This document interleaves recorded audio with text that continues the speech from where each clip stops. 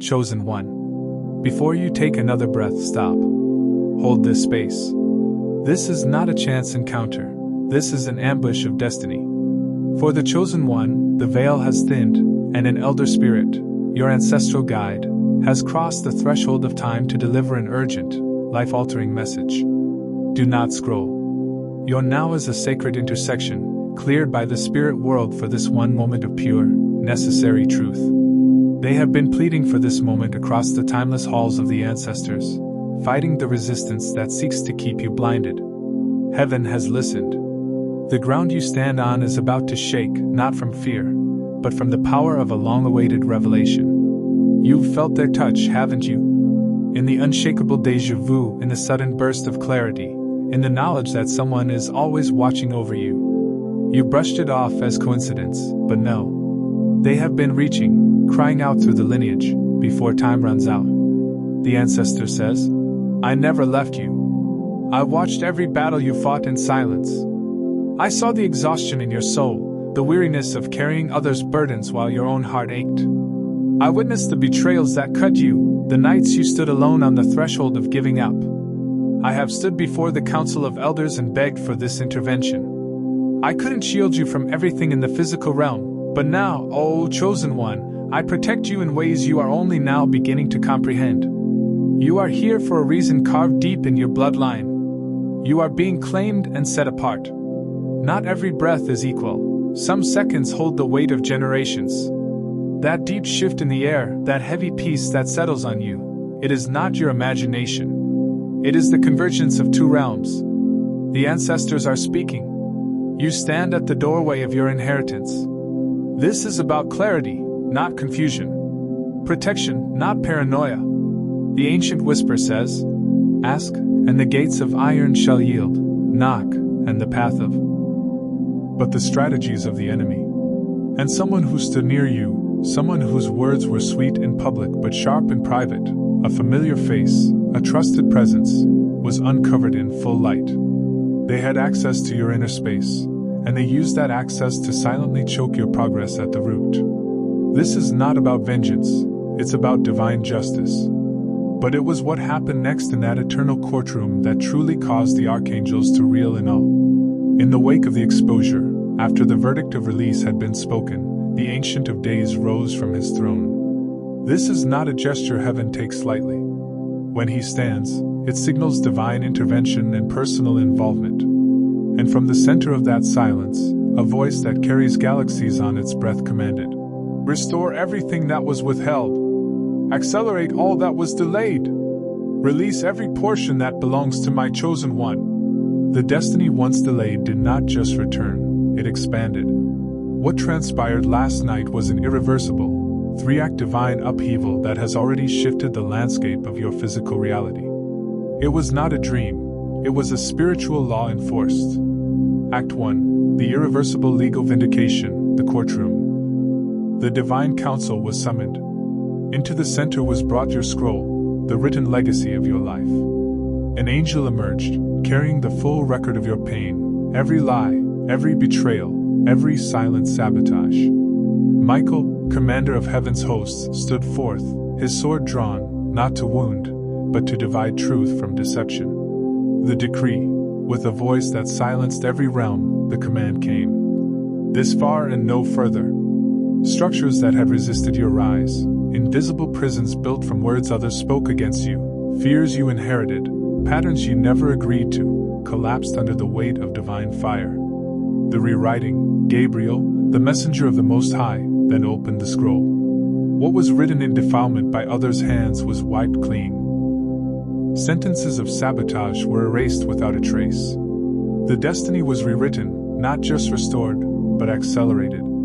God declared, I will restore to you the years that the locusts have eaten. Joel 2 verse 25. And immediately, the process began. Act 2, the internal reconstruction, the temple refitted. Heaven knew a restored calling means little if the carrier cannot hold it. If your spirit remains cracked by sorrow, even the most glorious future will crush you. Therefore, while the archangels stood in awe of the legal verdict, a more intimate work began. The restoration of the temple that is you. The healing, Angels moved not with swords, but with instruments of light and oil. They laid hands upon the fractures you'd hidden even from yourself, the pain you never voiced, the parts of you hardened by disappointment. The living, breathing light of God's presence moved like water, yet held like stone. It repaired what had grown unstable. It stabilized your emotional rhythms, and embedded discernment where there was once only doubt. The fortification, you were not just healed, you were refitted. Heaven replaced exhaustion with resilience, and embedded discernment where there was once only doubt. Your inner structure was rebuilt because some callings are too weighty for fractured souls, and God ensured that your vessel would not break beneath the magnitude of the coming blessing. You awoke this morning fortified, reinforced, and purified. Act 3, the final transfer, the name ascends. The climax of the night was the final, indelible act of transfer. When the court erupted in victory, something occurred that has happened only a handful of times in eternity. Your name rose. The standing, your name ascended from the scroll like a banner in battle, upheld by the breath of the Almighty. Every angel ceased movement. Then, the Lord stood from his throne for you. The moment those words of restoration were spoken, the heavens ignited. What you thought would take years was authorized. In moments. The scroll sealed. Something truly astonishing happened next. Your scroll was placed, spiritually and irrevocably, into your hands. A being of light delivered your destiny, rewritten in golden ink, its pages blazing with the seal of the Most High. This seal was not wax or ribbon, but living light. No force, no power, no voice could undo what had been done. Your spirit, though resting, received it. The shock of the archangels was rooted in the sheer intensity of the Father's personal intervention. They expected a decree, a legal document. They did not expect the King of Glory to rise for a single human soul. The Lord standing, Act 3, is the spiritual equivalent of a corporate takeover. It signifies a complete, non-negotiable transfer of legal authority and ownership. The moment he stood, every invisible ceiling that had been placed over your life shattered.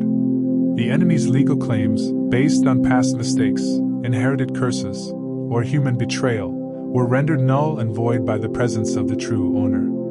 The law of the kingdom superseded all other laws. Let's delve deeper into the irreversible legal vindication, Act 1. The trial was not to determine your guilt, you were the victim. The trial was to confirm the guilt of the system that was holding you back.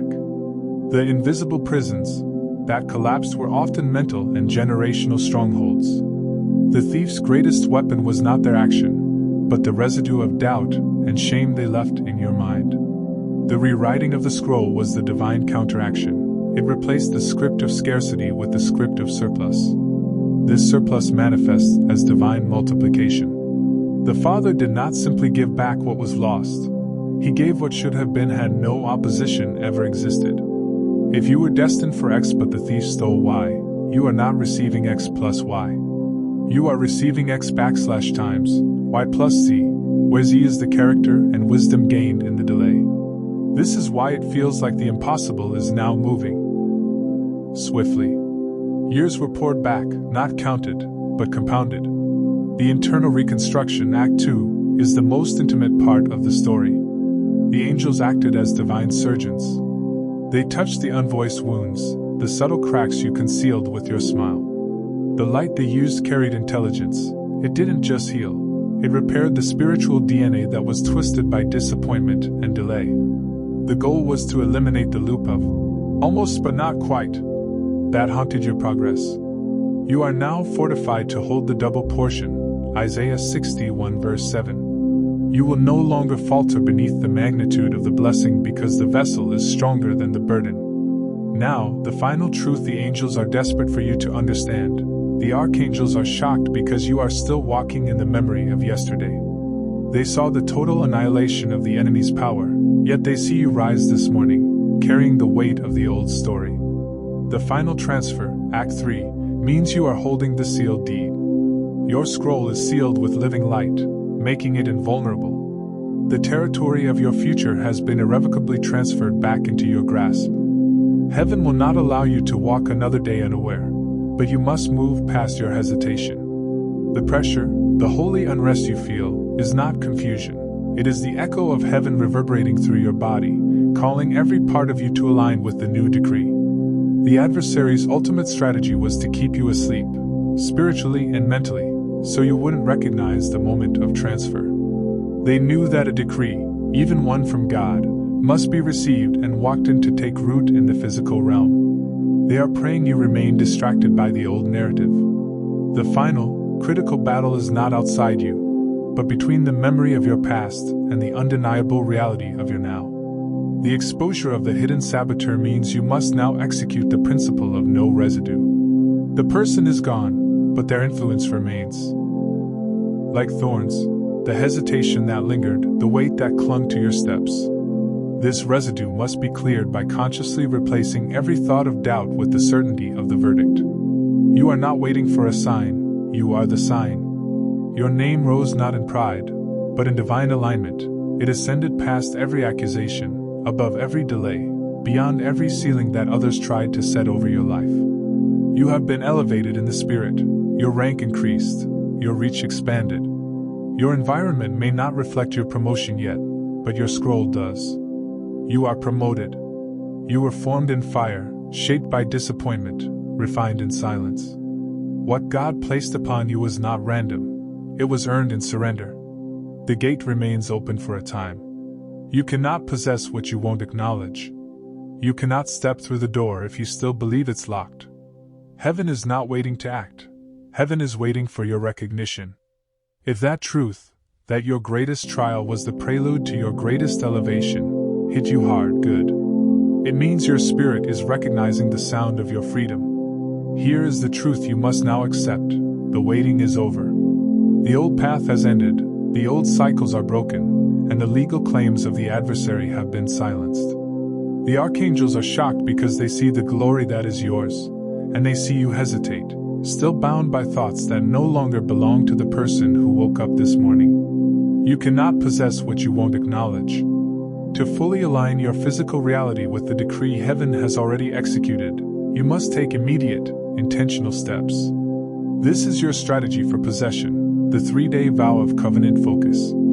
Stop acknowledging the old system. For the next 72 hours, do not speak, think, or dwell on the mechanics of your old problem, the debt amount, the sickness, the delay. This stops feeding energy into the system that was just legally overthrown. Focus exclusively on the verdict. Declare the new scroll. Write down 3 specific, tangible areas where you need to see the divine acceleration manifest. Next to each one, write the decree. Accelerated and multiplied by divine edict. Speak this declaration over your life 10 times a day. Initiate forward motion. Go back and perform the very next small, obedient step you have been delaying. This movement is required for acceleration to take root. If you prayed for provision, take one wise financial step. If you prayed for healing, take one intentional step towards self-care. Heaven multiplies movement rooted in faith. Most people will let the power of this message dissipate. They will return to the rhythm of yesterday, allowing the voice of doubt to drown out the thunder of the decree. They will remain standing at the gate of potential, forever waiting for a sign that has already come. Don't be most people. You are the chosen one. The archangels are shocked because the miracle has already reached your doorstep. The Lord stood for you. Your scroll has been rewritten in fire. Your inheritance is multiplied. The environment has been cleared. The gate stands open now. You do not need to force what has already been ordained. You need only to live like it is true. This is your hour of awakening, your divine reversal, your heavenly inheritance. It is done. Now, chosen one, walk in it.